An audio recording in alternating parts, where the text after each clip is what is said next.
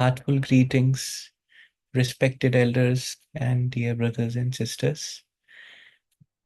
So, on this auspicious occasion of 24th July, Bhandara, which happens to be Chariji's birthday, instead of book reading that was going on, we will read the message which has been written and shared with us by Revered Master, our beloved Daaji. My name is Ritwik Solanki, in case some of you do not know. And I'll be happy to read the message and also reflect if required, share my views on the message.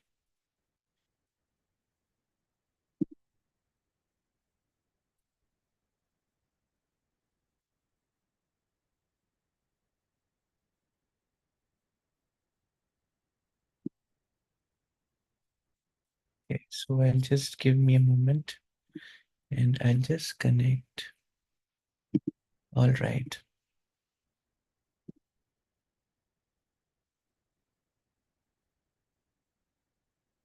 Okay.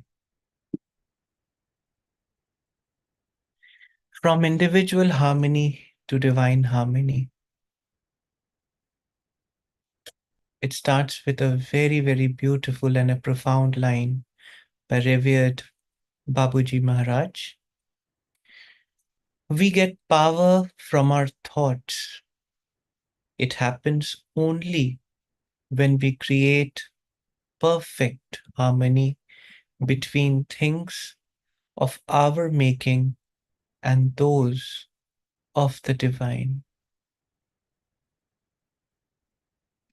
We all know that reading anything, any line of such a great personality, it is like trying to fill an ocean in a pot. So, in my uh, little knowledge, in my whatever my humble self can make out, I'll try to share. I don't claim this to be perfect. We all can reflect, dive deep into our heart, and see what these lines and messages try to convey to us.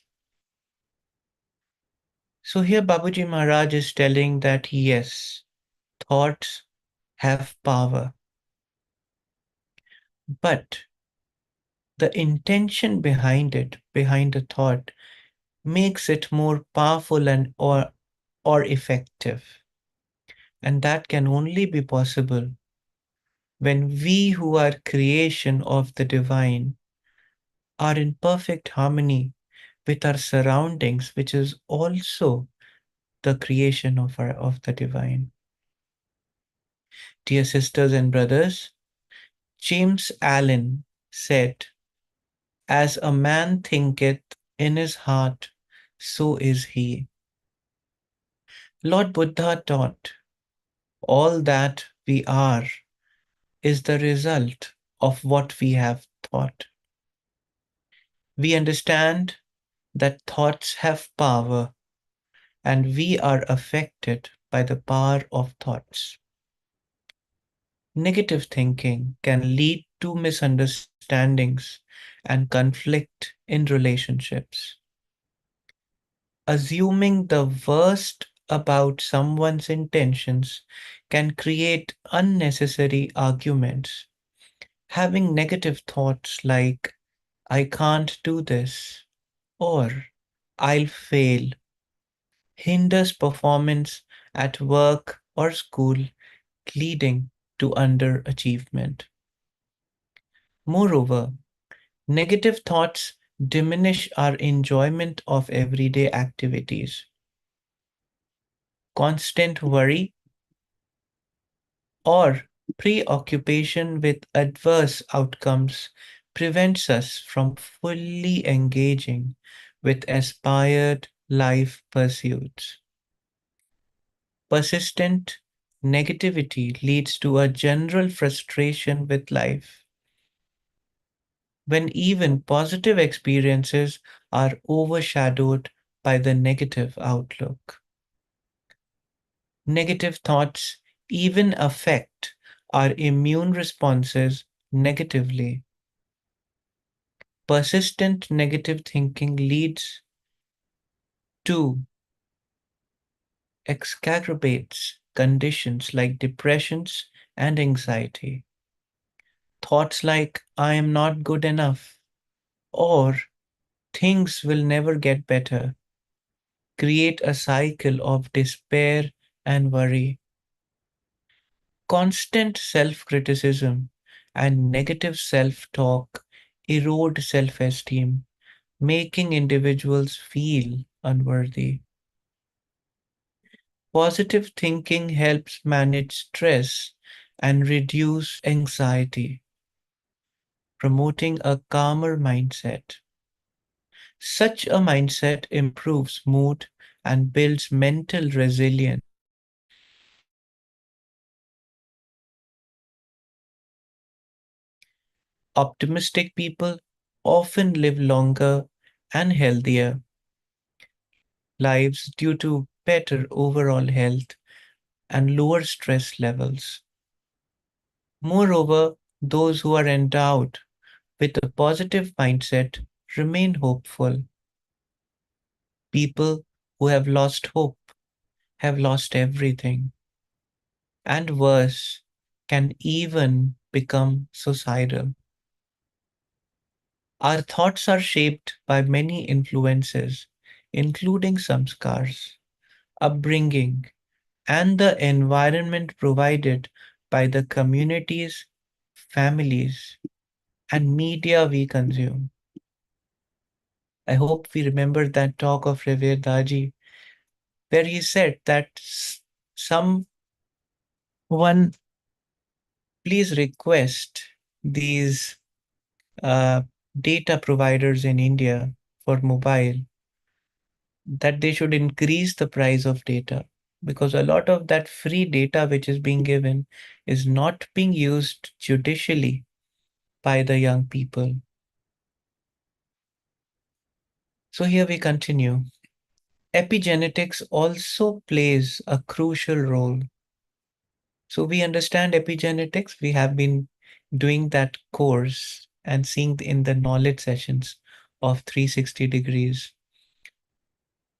that genetics which we inherit from our parents, they load the gun, but our environment, our upbringing, our thought process, what media we consume, it pulls the trigger of that gun. So we can have bad health, as it is mentioned by Master. We can have negative thinking, and that is all how it impacts our genes. And that is what is called epigenetics. For example, the development of our prefrontal cortex at the embryonic stage largely depends on the environment we are exposed to in utero. As we grow, our upbringing continues to shape our environment, further influencing our thoughts.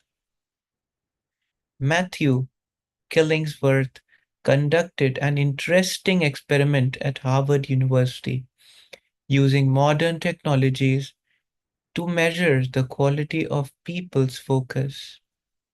A mobile application contacted participants through their phones at random moments during their waking hours, presenting them with questions to report the real time status of their thoughts, feelings, and actions during their daily activities. It also recorded their answers in a database.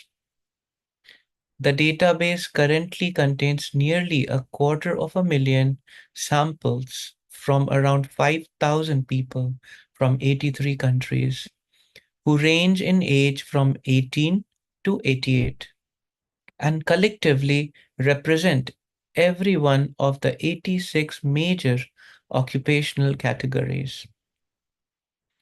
In this study, a wandering mind is an unhappy mind based on data taken from 2,250 individuals.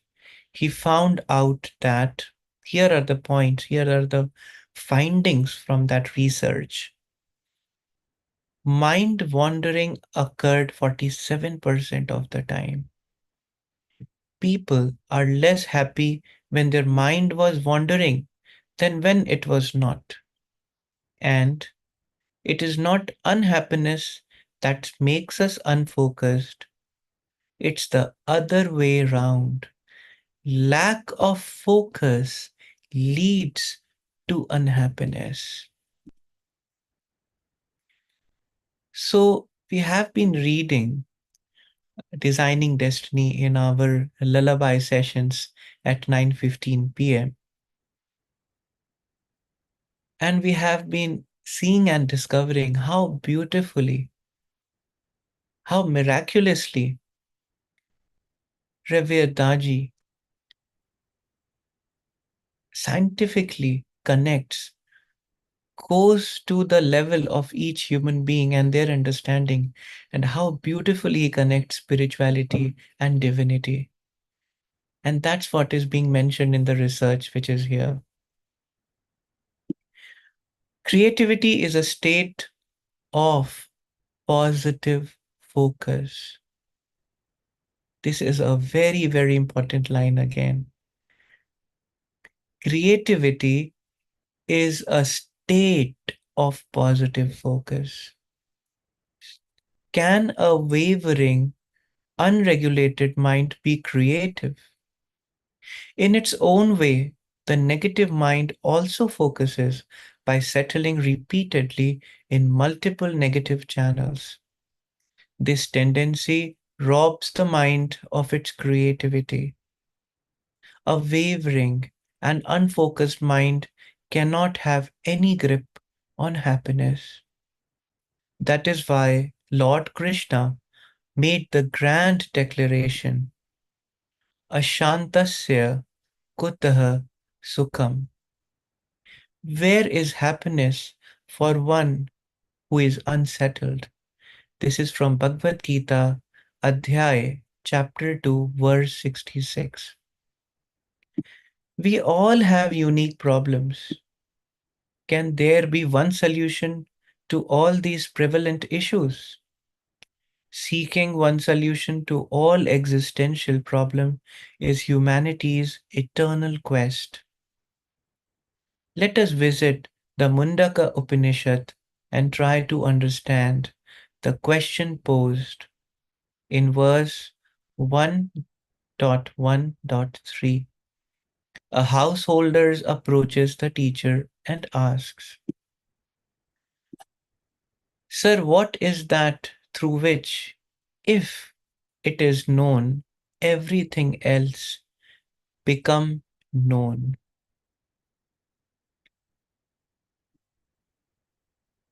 Kasmitnu bhagavo vigyate sarvamidam vigyatah bhavatit.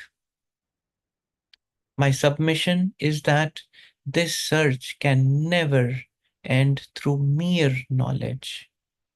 So I would rephrase the question as, Sir, what is that through which, if it is resolved, everything else is resolved?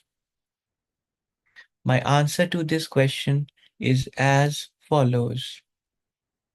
Correct thinking and right understanding, supported by an honest approach to life, can turn a situation around.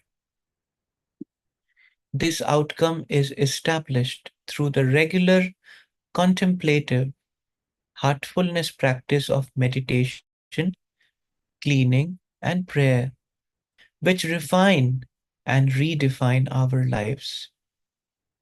First, through spiritual practices, we can create harmony within ourselves. Individual harmony, in turn, prompts harmony between our individual creations and the divine creation. Now, both these aspects of existence can resonate and mingle in a natural way. A spiritual pilgrim embracing both dimensions, managing both aspects, like a bird flying with both its wings and guided by its tail, can rise higher and higher, and is emboldened to soar high in the spiritual sky.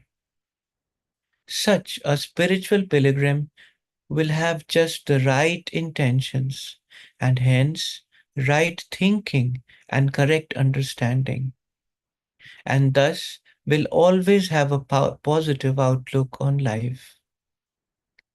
Such an individual will be in tune with nature. Moreover, the lifestyle of such a spiritual pilgrim will positively impact those who stay on the sidelines and do not embrace that which is vital to human existence. Here I remember that line from Babuji Maharaj, that it's my dream and vision that when a sincere, devoted Abhyasi walks, anyone who sees him from far should ask what you do and should come to know that yes, this person seems to be following heartfulness Sahaj Marg practice. And that is how we inspire, as it is written here, people who are quiet, who don't interact much with other people, who have questions in their heart, but they hesitate to ask someone. They are hesitant. They are not so social, but they also wish to improve. And you inspire such people. These sideliners soon realized the importance of integrating spiritual aspiration with worldly fulfillment. Thus, a sincere spiritual pilgrim can create feelings of piety in others by setting an example for the rest to witness. Spiritual life can take hold of our material existence, embellishing all our mundane activities. At that point, we begin to appreciate how the tiny materialistic life exists within the eternal and infinite divine life. So, once we continue with this beautiful meditation practice of Sahaj Marg heartfulness, the expansion of consciousness starts, and we are connected with that consciousness, the divine consciousness. So these daily mundane activities, which are of the material world, start looking very small. And that consciousness covers up the daily activities. At that point, we begin to appreciate how the tiny materialistic life within the eternal life and infinite divine life, the true meaning of Pujya Babuji's statement, life in life, is now realized, right? So, for example, if someone is working hard and has a goal to buy a car, okay, one person can only end up thinking that buying that piece of iron, which is the car. The other person who has connected with the divine consciousness, his consciousness has expanded because of the Sahaj Marg practice. He will not just think that he's going to buy that car, which is a piece of iron. He will imagine, oh, I'll go to the meditation center with that. Sometimes, if there is rain, I'm stuck in traffic and it's time to meditate or to pray, I can just stop the car for a few minutes and I can meditate. Such a person uses everything anything that our senses can see, touch, smell, and with his raised consciousness, which is what Babuji said, the life in life, he puts life into that life. If a mere human can notice the life of such a spiritual pilgrim, how can God miss it?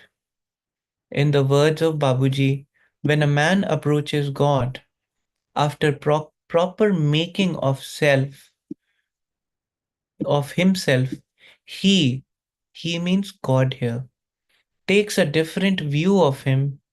Him means the devotee. This goes to explain that we should affect such a making of ourselves as may help us to become the cynosure of his eyes. So if we keep working on ourselves, if we keep making of ourselves, even the heavens descend, they leave their Vaikunth Dham and start living in our heart. Okay? Cynosure of his eyes means the attention is drawn in his eyes of such a towards such a devotee. All along, the devotee has played the role of lover, while God has been the beloved. Yet now the roles reverse. God becomes the lover and the devotee becomes the beloved. Can we imagine such a situation? With that childlike wonder and innocence? Can we imagine that scenario where He, our beloved Master, God, starts remembering us? Can we imagine that situation? If He Himself has written, it is true. We cannot deny that, right? Let us be all in into this practice. Let us be all in into this pursuit and let us experience such a state. Let us see how it feels. Proceed towards unknown, said Babuji during his 1981 tour of South Africa. In the spiritual journey, the pilgrim never sees the dimensions that lie ahead, but only those already transcended. It is like looking at the stars at night. The light from the stars takes many years to reach us. So when we observe the stars, we see them as they appeared long ago. What does this mean? Someone was asking me the meaning of this line today. It's very scientific and yet so simple. You must have heard that the distance between Earth and the stars we see, it is measured in light years. Okay. So light takes time to travel from one place to the other place. And these are like astronomical figures. The number, the distance is like so many digits. It's very, very far away. And light takes time. So when light from that stars, which starts coming towards us, towards Earth, it started few million years ago, or probably lakhs of years ago, right? So when light falls on certain object, it enters our retina and we see that object. When something is close and it is in the periphery of our eyesight, we can see it immediately. Suppose someone is in front of you, that person takes an apple and he eats it. Light will fall on that apple, on that person, will make an immediate image in your eye, and you will be able to see what's happening in that very moment. But since it takes a lot of time for the light to travel such a big distance from that star to us, so suppose a person ate an apple on that star or planet, light fell on that apple and on that person. But when that light and apple starts coming towards you on Earth, the travel time of that light is millions of years. So probably that person must have died, or his descendants, so many descendants must have died. For example, if it took 1 million years for that light to travel from there to here, that person is not there. But you will see someone eating an apple on that planet, right? So now, if we read this line again, we will understand it better. Okay. And this will make sense because the lines that our beloved has mentioned here are connected to this example, and it is so profound, so beautiful. It can change our lives and the course of our spiritual pilgrimage and the journey of our evolution of our soul in this very moment. So I'll read this again with your permission. The light from stars take many years to reach us. So when we observe the stars, we see them as they appeared long ago. Similarly, what is experienced or perceived always lags behind the perceiver's current position. Okay, so whenever something happens, the person who is observing, okay, it always there's always a lag between the thing, a point that requires further elaboration to grasp fully. Knowledge requires the presence of a subject who knows, sees, or experiences, and an object that is known, seen, or experienced. Moreover, the subject is always subtler than the object. For example, point number one, the sense organs can perceive grosser sense objects, but the sense objects do not perceive the subtler sense organs. So the sense organs, your eye can see the apple, but the sense objects do not perceive the subtler sense organs. Your eye cannot see your eye, right? The mind, point number two, the mind perceives the grosser sense organs, but the sense organs cannot perceive the subtler mind. Okay, so the mind can feel, it can perceive our sense organs. Okay, your mind can translate what you're seeing right now, your eyes. It is directing, and that is why you are blinking and turning your eyeballs here and there. But your sense organs, they cannot perceive the subtler mind. They always lag behind. Okay, they cannot perceive it. Point three, the intellect perceives the grosser mind, but the mind cannot perceive the subtler intellect. We were reading in Designing Destiny about CMBA, Chitta Buddhi Manas Ahankar. So the Manas, okay, the Buddhi, it can perceive the grosser mind. The intellect can perceive the grosser mind, but the mind cannot perceive the subtler intellect because it is more subtle.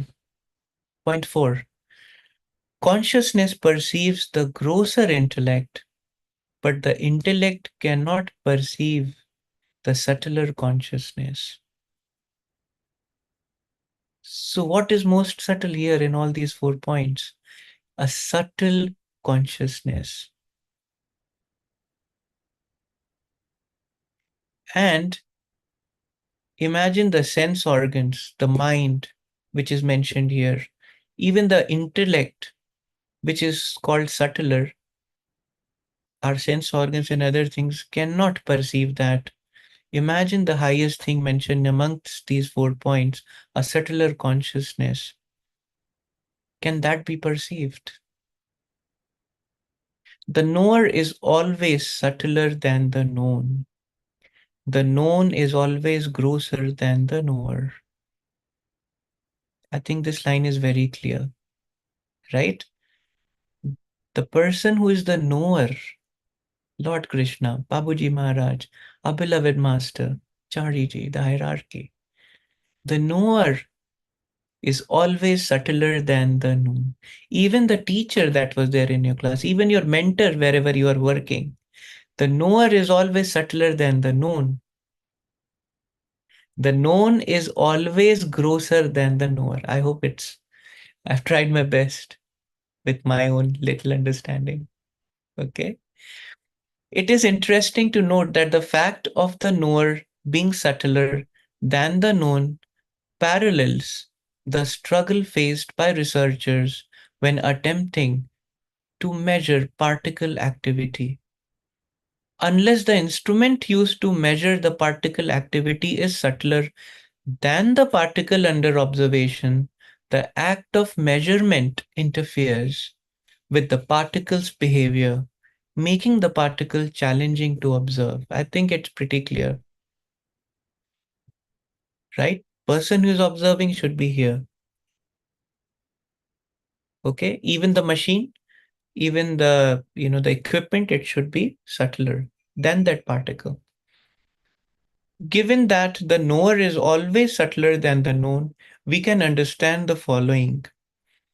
If one can grasp Brahman, the witness must be beyond Brahman, that is, Parabrahman, as many heartfulness practitioners have experienced. And what if one can perceive all levels of existence except for the center itself? In that case, it means one has become established in the center. All we see is already behind us. We must forever move toward the unknown. That is what is mentioned. That is what Babuji said. That which cannot be seen. All right. That is why a person, a meditator, an abhyasi, the more he gets closer to the center, he is able to observe people around him, birds, trees, anything which is grosser, which is manifested, anything that is manifested, he can observe those things differently. What sort of attitude can facilitate this positive trajectory? The conception of God as Nirgun. Nirgun means without attributes. Okay, without adjectives. Is understood to be higher than that of God as Sagun with attributes. When someone asked Revered Babuji Maharaj, who is God? What is God? And his answer was that when you remove all the adjectives that are known to you, known to your intellect, then what remains is God. Nirgun. One can only know something by its attributes. If something has no attributes, it cannot be known or experienced. We generally understand as divine experiences are, in fact, experiences of divine attributes. These are the qualities and conditions we encounter at the various stages of our spiritual journey, namely contentment, peace, love, courage, clarity, and so forth. An Abhyasi's life is replete with such experiences of divine qualities and attributes. What is the meaning of the word replete? It means an Abhyasi's life is full of such divine experiences and qualities. These must be considered as reflections of divinity within us. Since divinity on its own is devoid of attributes, and can never serve as an object of knowledge or experience. So here it is very clear. If we have to know something, whatever little we know with the information that our brain had because of the environment, because of the conditioning, with that, if we try to understand a master or the divine or your guru or whatever your teacher starts telling you, it is a futile activity. Instead, it will be better that we work on ourselves, we do abhyas regularly with love in our heart, with bhakti, immersed in love and divinity, and craving develops. And then, if we connect this line, what we just read, with that line, what our beloved has mentioned, that God will start remembering you. He's given a hint, He's given a clue. You'll be closer to the center region. You'll be closer to the center. God starts remembering you. And what will happen as a result? He's connected it again beautifully and scientifically. That's why he's one of the greatest scientific in the world. These must be considered as reflections of divinity within us, since divinity on its own is devoid of attributes and can never serve as an object of knowledge or experience. If our aim is the highest, what should be our approach be to such experiences? Should we welcome these lesser manifestations of the divine or view all such experiences with a renunciate attitude or neti neti, not this, not this, fixing our view on the highest instead? Generally, we fail when trying to fix ultimate reality as our goal. Since it is unknowable, we can neither grasp it nor chart our course by it. We describe it with familiar terms such as center, oneness with God, and realization. But, but though we understand these words, we do not know what they stand for. The function of these words is like that of an x in a mathematical equation. So whenever we are giving example in mathematics, what do? We say x was doing this. If we have to compare a quantity, we compare it with x because we do not know who that x is, right? So here also we call it oneness with God, center, realization. We use all these terms. A goal must be definite and definable, or it cannot serve us. While the indefinite absolute certainly is our destination, it fails us when we take it as a personal goal. The strength of the Bhakti Marg, the path of love and devotion, is the presence of a definite object and goal. The beloved to whom the lover can offer their love, the deity to whom the devotee can offer their devotion. Right? That is why we hear he cannot say this about himself, but we can understand the importance of the path of love, the Bhakti Marg. Since X is unknown, the center, oneness with God, realization, all these words are unknown, where we are presently. What we can do the best, we can just love that personality whom we can see and who is merged in that center,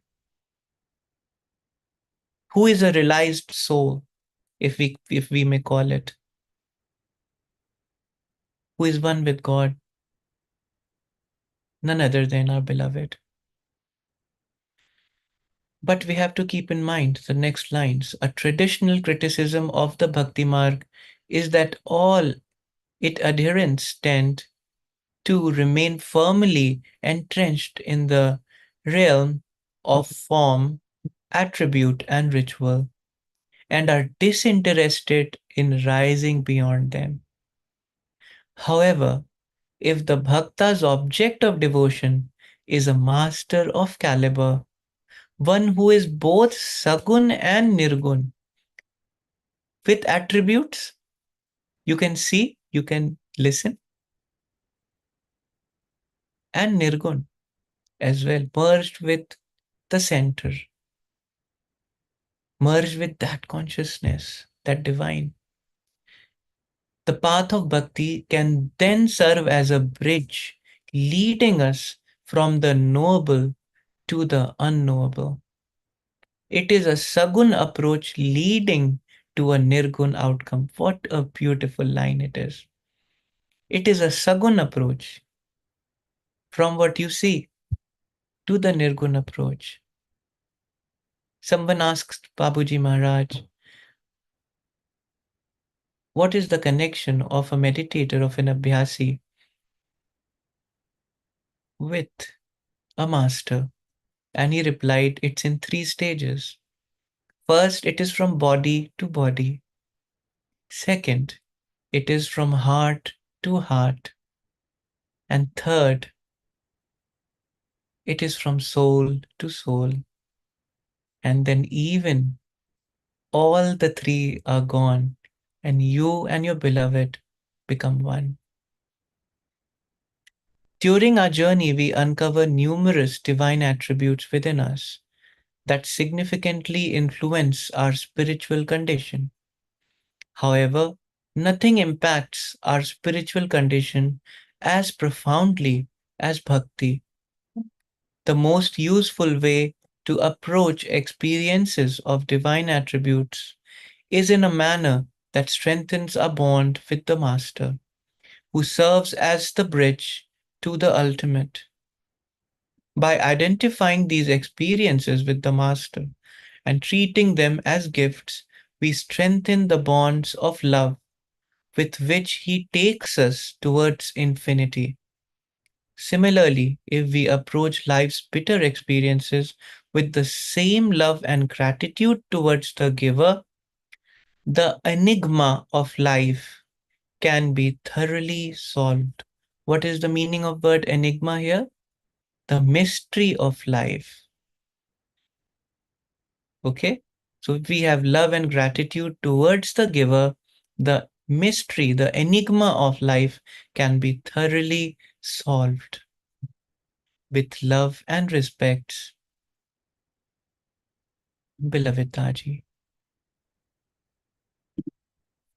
So I tried my best, you know. So I tried my best to just clearly read and share my views on this, and tried to read and explain whatever little I could, though the message in itself is from Revered Master and it is self-explanatory. Still, in case if you have any questions, you can go to live360degrees.com. You can go to the end of the page, and in social section, there is a WhatsApp number.